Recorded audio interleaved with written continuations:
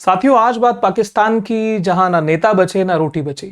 असल में ये वो देश है जो अपने किरदार को पहचान ही नहीं पाया जब से ये बना 1947 से आज 2025 में हम बात कर रहे हैं। बहुत सारी ऐसी चीजें जो शायद इस पूरी कौम को बहुत ऊंचाइयों पे ले जा सकती थी, लेकिन ये खुद को समझ ही ना पाए। क्या रीजन रहे, क्या फैक्टर रहे, सारी बात पर डिस्कस करेंगे। और सन 1947 से लेके आज तक का कच्चा चिट्ठा बहुत ही अनफिल्टर्ड तरीके से मैं आपके सामने ओपन करने वाला हूं। तो साथियों, स्वागत आप सभी का Neeraj Parekh official YouTube channel पे। मैं हूं नीरज पारेख और हम यहां पे बात करते हैं जिसमें सिर्फ 3 चीजें मिलेंगी: ट्रुथ, इनसाइट एंड इंपैक्ट। तो विदाउट एनी डिले शुरू करते हैं। साथियों, ऑपरेशन सिंदूर के बारे में हम सबको बहुत बेहतर तरीके से पता है। जैसा कि अभी पहलगाम के अंदर पाकिस्तान टेररिस्ट ने जो अटैक किया, जिसके अंदर पाकिस्तान स्टेट का भी सीधा सीधा वो स्पॉन्सर्ड वो अटैक था। इंडिया ने जो भयंकर रिटेलिएट किया और उनको जब 9 बड़े बड़े स्पॉट पे पाकिस्तान के इंटरनल पार्ट्स में हमने अटैक किए और पाकिस्तान और फिर इंडिया के बीच में टेंशन जो था वो काफी पीक पे बढ़ गया। भारतीय सेनाओं ने अपना जौहर दिखाया। उन सबके बाद में क्या होता है कि एक ऐसा माहौल पाकिस्तान के लोगों ने, पाकिस्तान के जो प्रेजेंस सोशल मीडिया पर है उसने एक ऐसा बनाया कि लगे कि भाई पाकिस्तान ने तो पता नहीं कौन से झंडे गाड़ दिए।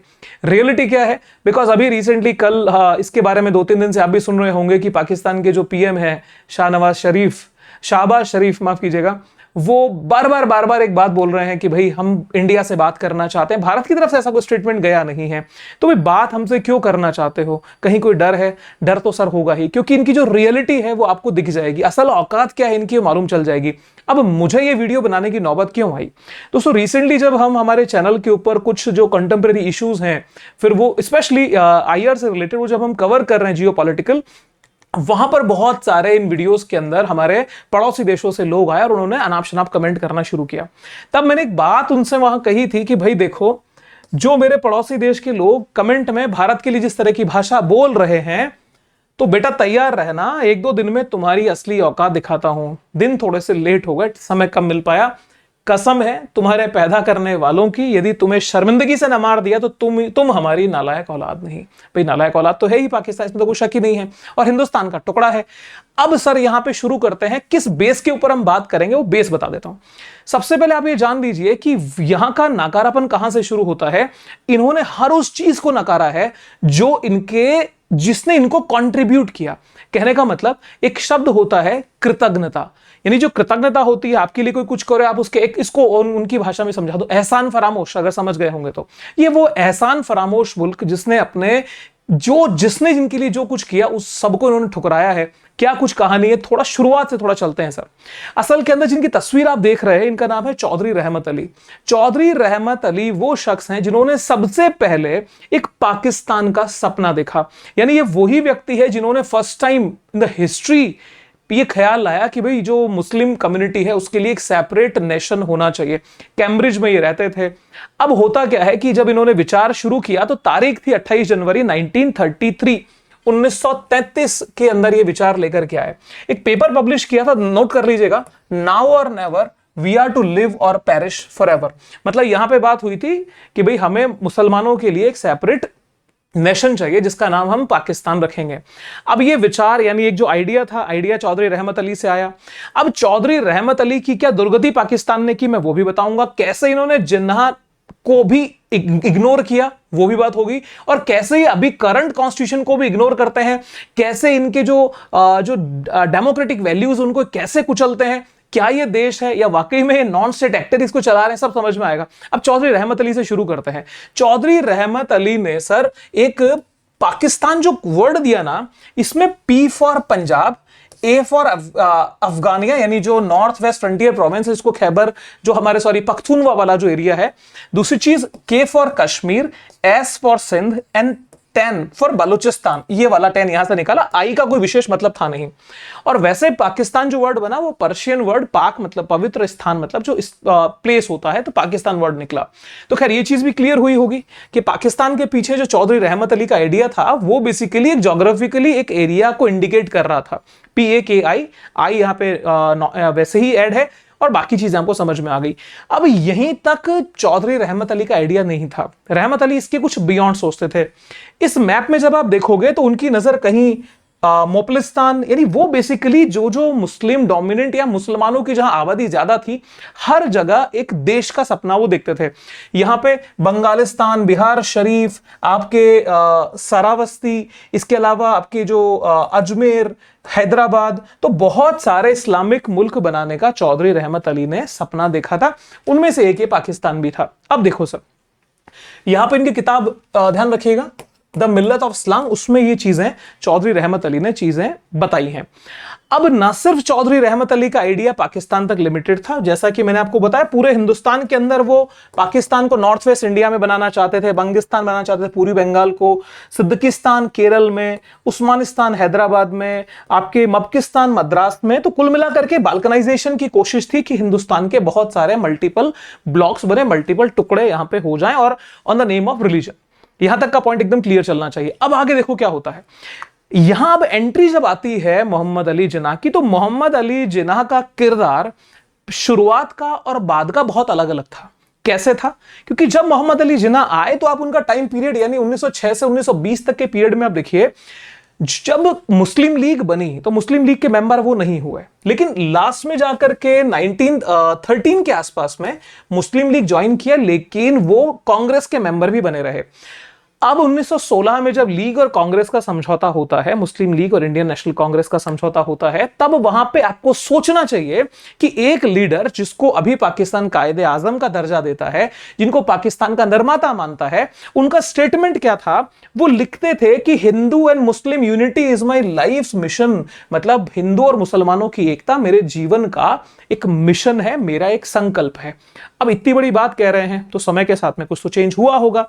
समय के साथ में चेंज क्या होता है मेरे दोस्तों, कि जब मोहम्मद इकबाल, जो आपने बहुत सुना होगा, तराना आप गाते भी होंगे कि सारे जहां से अच्छा हिंदुस्तान हमारा, हम बुलबुले हैं इसके, ये गुलिस्तान हमारा, ये बोलने वाला शख्स पाकिस्तान का भी जो नेशनल एंथम है वो, उसमें उनका बहुत बड़ा योगदान रहा।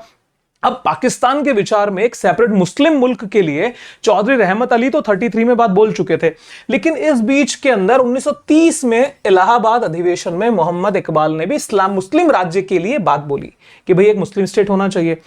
मोहम्मद इकबाल ने, उस समय पे जिन्ना वहां मौजूद नहीं थे, पहली चीज। दूसरी चीज, रहमत अली ने जब पाकिस्तान शब्द की बात की तो इस विचार को उन्होंने एग्री नहीं किया। उन्होंने कहा कि नहीं, ये इम्प्रैक्टिकल बात है, बचकानी बात माना, अव्यवहारिक माना और विभाजनकारी कहा कि भैया ये सेपरेटिस्ट वैल्यू लेके चलता है, हम इसे एक्सेप्ट नहीं कर सकते।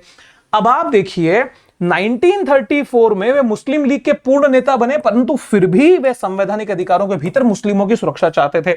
मतलब हुआ क्या कि 1920 के बाद में जिन्ना को थोड़ा सा ये फील हो गया था कि भी ठीक है, मुस्लिमों का मुझे एटलीस्ट फेवर करना चाहिए, but still he was not in favour of the partition of the country, because यहां पे मोहम्मद इकबाल बात बोल रहे हैं, चौधरी रहमत अली पाकिस्तान का प्रपोजल ला चुके हैं। अब देखो सर, मेजर चेंजेस कहां से आने शुरू हुए। जैसे ही 1937 के अंदर प्रोविंशियल इलेक्शन इंडिया में होते हैं, कांग्रेस को बहुत बड़ी तादाद में जीत मिलती है। अब कांग्रेस के जीतने के बाद में ये उम्मीद मुस्लिम लीग को नहीं थी कि जो मुस्लिम डोमिनेंट एरियाज हैं वहां पर वो हार जाएंगे, लेकिन वहां पर भी कांग्रेस की जीत हुई और कांग्रेस ने जो कैंडिडेट खड़े किए वो मुस्लिम कैंडिडेट, वो वहां जीत गए और मुस्लिम लीग के कैंडिडेट वहां पे हार गए। इस बात के लेकर के मोहम्मद अली जिन्ना को शायद एक मन के अंदर भाव जागा होगा कि भाई अभी एक मुस्लिम स्टेट होना चाहिए। यहां से बेसिकली वो प्रॉब्लम की शुरुआत हो जाती है और मुस्लिमों की हिस्सेदारी नहीं मिल रही, ये उनके विचार हो गया। और सीधी सीधी बात, यहां पे हिंदू बहुमत के अधीन मुस्लिमों की पहचान, अधिकार सुरक्षित नहीं रह सकते। मतलब अब यहां से ये टर्न लेते हैं कि भाई हमें एक मुस्लिम स्टेट जो है वो चाहिए। 1940 में लाहौर रिजोल्यूशन पास किया जाता है और यहां पे Mohammad Ali Jinnah two nations theory देते हैं। जो मुस्लिम लीग का लाहौर अधिवेशन हुआ था, 23 मार्च 1940 को लाहौर प्रस्ताव पारित होता है और अलग मुस्लिम राष्ट्र की औपचारिक मांग होती है। ध्यान रखिएगा, जो स्टेटमेंट यहां पे जिन्ना ने दिया, एक स्टेटमेंट 1916 का मैं आपको बता चुका हूं कि मेरी लाइफ का मिशन हिंदू और मुस्लिम यूनिटी है। अब यहां पे आप देखिए जो द्वंद्व है, जो डायलेक्शन कितना खतरनाक है, कितना टर्नआउट हुआ है। लिखते हैं, Hindus and Muslims are two separate nations by every definition. हर तरह से भैया ये अलग हैं, ये एक है ही नहीं। It is necessary that they must have separate homelands, यानी दोनों की अलग अलग जगह होनी चाहिए कुल मिलाकर के। लेकिन फिर भी सर यहां पे पाकिस्तान वर्ड का यूज अभी तक नहीं आया। पाकिस्तान तो वो चौधरी रहमत अली वाला ही है जो बाद में आया, लेकिन जो आइडिया था वो चौधरी रहमत अली का था। अब चौधरी रहमत अली का आइडिया था, लाहौर रेजोल्यूशन पास हो गया, उसके बाद की क्या क्या एक्टिविटीज रही आपको अच्छे से पता है। 47 में विभाजन होता है, पार्टीशन हो जाता है। अब यहां पे दो बात समझो। पहली बात मैंने क्या कहा कि जो एक एहसान फरामोशी या कृतज्ञता या इग्नोरेंस किसके लिए होती है, चौधरी रहमत अली ने जो आइडिया दिया, चौधरी रहमत अली को पाकिस्तान ने जीरो वैल्यू दी, वो भी प्रूव हो जाएगी। उसके साथ में जिन्ना ने जो बात कही वो फिर देखो वो क्या कहते हैं। जिन्ना कहते हैं कि you may belong to any religion, caste और creed that has nothing to do with the business of the state. यानी राज्य से इस बात का कोई मतलब ही नहीं होगा कि तुम्हारा जाति, धर्म, नस्ल क्या है। कुल मिलाकर के सेक्युलर स्टेट की बात उनके स्टेटमेंट के अंदर यहां पे आती है जब वो पाकिस्तान के गवर्नर जनरल बनते हैं। अब यहां पे आपको एक चीज समझनी पड़ेगी, जहां तक मैं ध्यान लगा पा रहा हूं, article number 2 of constitution of Pakistan, Pakistan के कॉन्स्टिट्यूशन का आर्टिकल नंबर 2 इस्लाम को ऑफिशियल रिलीजन डिक्लेयर करता है, जबकि जिन्ना के स्टेटमेंट में दिखता है कि भाई वो सेक्युलर थे। तो यहां पे भी एक बहुत बड़ा द्वंद, एक डायरेक्शन है। तो जहां पे जिस कौम को यही नहीं समझ में आया कि हमारा बेसिक फाउंडेशन पिलर क्या होगा, उसका डायरेक्शन क्या होने वाला है, क्योंकि हमारी प्लानिंग ही परफेक्ट नहीं है, हमें जिस दिशा में जाना उसका पता ही नहीं है, हमारे पास में मैप ही नहीं है, दौड़े जा रहे हैं और दौड़ते दौड़ते भाई ये आगे बढ़ते गए। अब यहां के ऊपर आप देख रहे हो एक सेकुलर स्टेट वाली एक विचार दिख रहा है। चलो जी, भारत और पाकिस्तान का विभाजन हो गया। जब भारत पाकिस्तान बने तो चौधरी रहमत अली को लगा कि हाँ जी हाँ, हमने कुछ किया है, अब हम चलते हैं पाकिस्तान। जब हम पाकिस्तान जाएंगे तो भाई हमारा तो यहां वेलकम होगा। अब जब पाकिस्तान को उन्होंने देखा, समझा, तो उनको बुरा लगा। उन्होंने कहा कि यार ये वो पाकिस्तान है ही नहीं, जिन्होंने तो कॉम्प्रोमाइज कर लिया, जिन्होंने कॉम्प्रोमाइज किया। जो पाकिस्तान हम चाहते थे, जैसा मेरी आइडियोलॉजी का पाकिस्तान था, वो पाकिस्तान नहीं बन पाया। अब जब ये पाकिस्तान पहुंचते हैं तो उनका सपना था यार हम जाएंगे, हमारा वेलकम होगा, बिकॉज मैं एक आइडियोलॉजिकल फादर एटलीस्ट पाकिस्तान का हूं, पाकिस्तान मेरे सपनों का एक देश है जो बन के तैयार हुआ। भाई होता क्या है, यहां पे जब उन्होंने जिन्ना की सरकार की आलोचना कर दी तो नतीजा यह हुआ कि पाकिस्तान गवर्नमेंट ने चौधरी रहमत अली को अनवांटेड एलियन यानी अनचाहा विदेशी डिक्लेयर करके डिपोर्ट कर दिया। डिपोर्ट कहां किए, जहां से वो आए थे, उनको वापस प्लेन में बिठाया और कैम्ब्रिज इंग्लैंड के लिए भेज दिया। उनकी प्रॉपर्टी, उनके डॉक्यूमेंट्स तक जब्त कर लिए। उनको कोई हेल्प, उनकी कोई सहायता नहीं करी। क्यों? क्योंकि यहां पे एक तरह से जिन्ना का जो लालच था कि भाई मुझे इस देश पे अब कैसे भी करके गवर्न करना है, इस देश को मुझे चलाना है, वो बात वहां पे हुई। चौधरी रहमत अली को पीछे धकेल दिया गया। ये सारे प्रूफ डॉक्यूमेंट्स हैं जो कि आप कहीं भी चेक करेंगे आपको मिल जाएंगे। अब डिपोर्ट कर दिए, संपत्ति जब्त कर ली।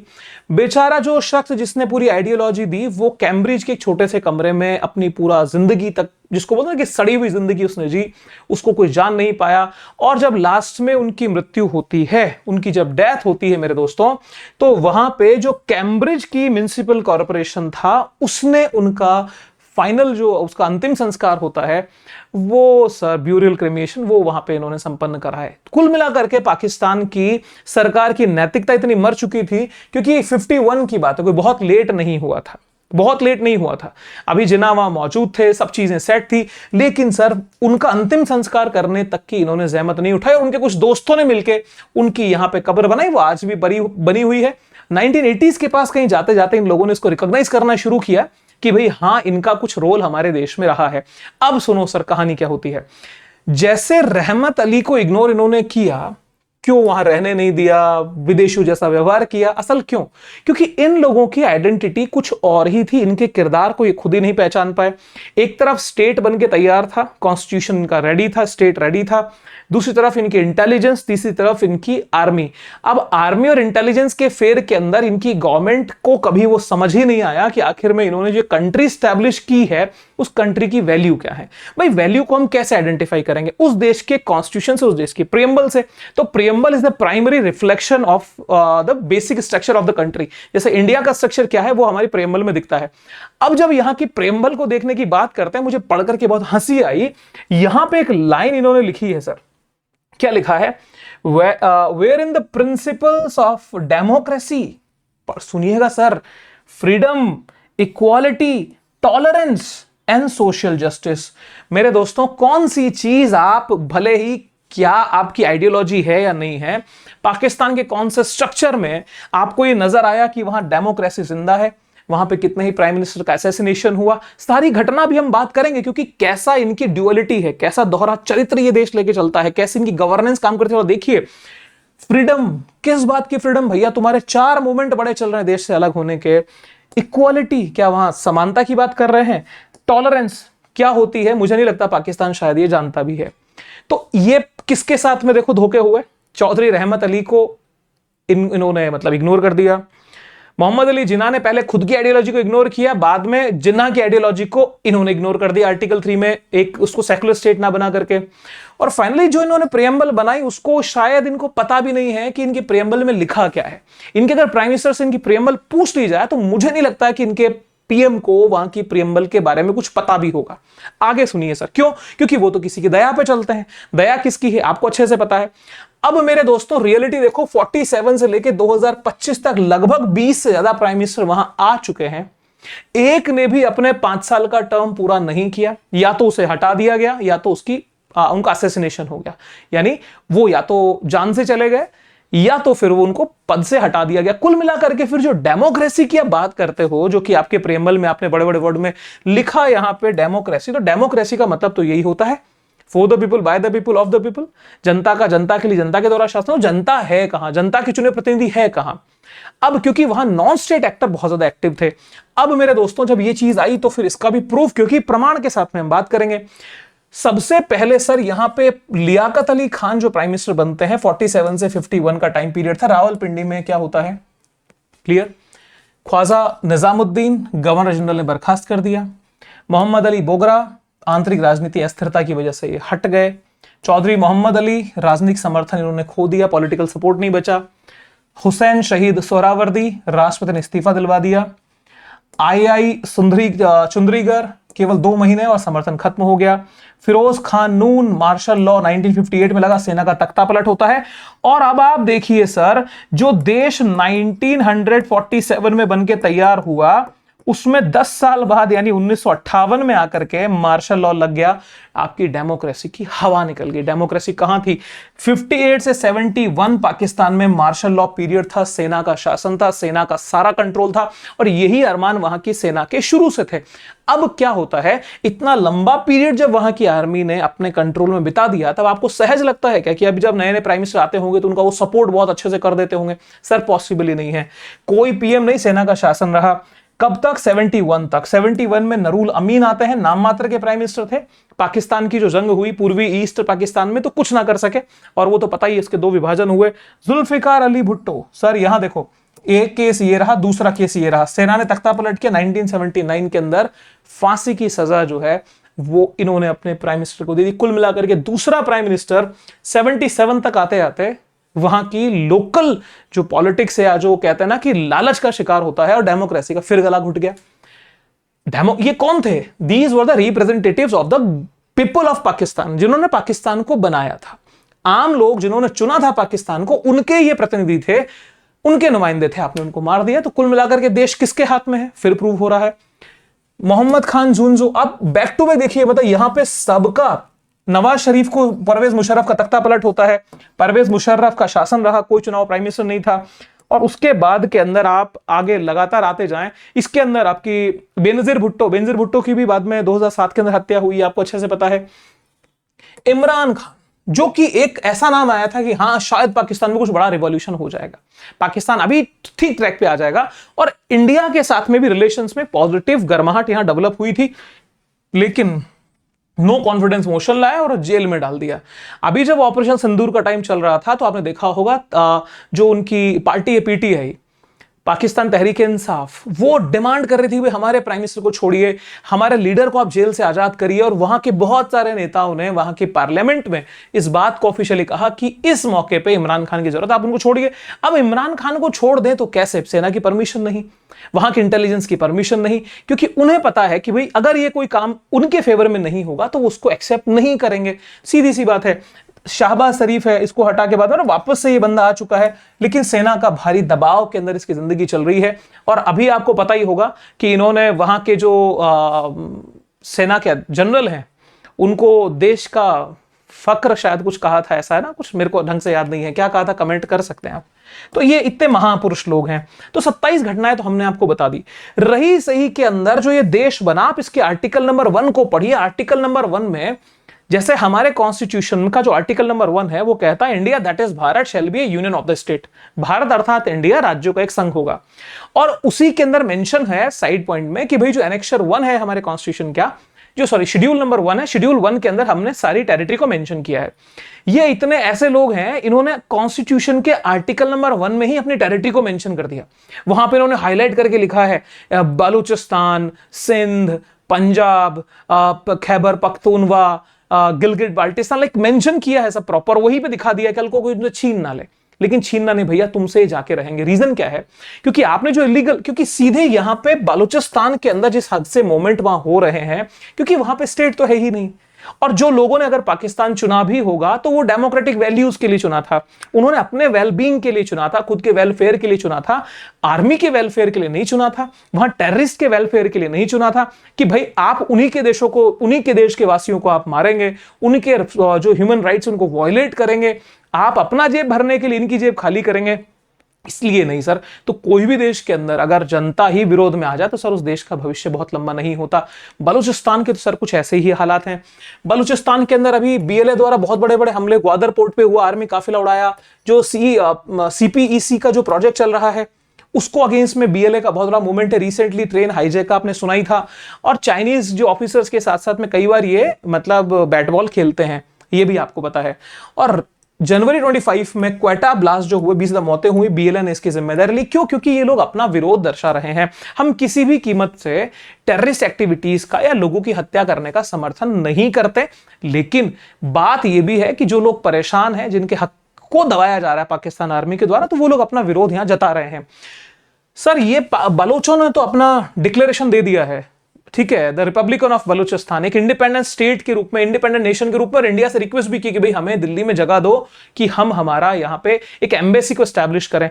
और मेरे ख्याल के अंदर गवर्नमेंट को प्रो डिसीजन लेते हुए, बिकॉज जब हम इनको हमारे 15 अगस्त पे जब हम फ्रीडम डे मना रहे थे, स्वतंत्रता दिवस मना रहे थे, इंडिपेंडेंस डे पे हम इनको बधाई दे रहे थे, तो भाई बधाई जब दी है तो फिर अब खुल के आ जाओ, मतलब अब फिर पर्दे के पीछे की बातें छोड़ दो।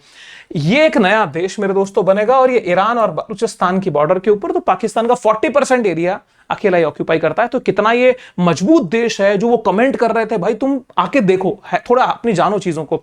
और ये चाचा ने तो बहुत कुछ बोला है, पाकिस्तान की पार्लियामेंट में खड़े होकर बोला भाई खैबर पख्तूनवा पे और बलूचिस्तान पे अब हमारी पुलिस का, मिलिट्री का कंट्रोल नहीं रह गया है। ये तो ऑफिशियल रिकॉर्डेड स्टेटमेंट है भैया आपके पार्लियामेंट का, वो हमारा या नहीं है। अब तुम हमें प्रोपेगेंडा वाला बोलो तो बोलो, लेकिन ये तुम्हारे अंकल ने बोला है, या तो अंकल से पूछो ऐसा क्यों बोला, और या तो फिर तुम डिलीट कराओ तुम्हारे रिकॉर्ड से, पर अंकल ने ऐसा बोला है। तो इंडिया का समर्थन निश्चित रूप से हर उस कम्युनिटी के साथ है जिसका ह्यूमन राइट का वायलेशन होता है, और भारत उनके साथ में खड़ा रहेगा।